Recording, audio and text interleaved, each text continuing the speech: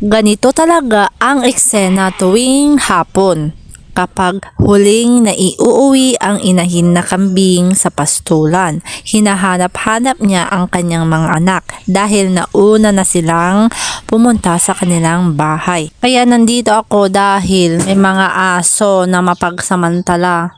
Kahit naalaga mo na nga, hahabulin pa nila. Yan ang instinct ng isang aso kapag nakakita sila ng prey na katulad ng kambing. Yung mga anak niya na maliliit ay umuwi na kanina dahil nga sa naiwan ang kanilang nanay ay pabalik-balik sila. Ito naman na hindi nila kapamilya ay nag-aalala rin kasi yung mga kasama niya ay nandun pa sa bukid. Yan po yung anak ng pinaalaga na kambing kay uncle ko. Yan o, nagtatatakbo din at gusto niyang pumunta sa loob, labas-masok. Hindi naman taga dyan. Mamaya pa uuwi yung mga kapamilya niya.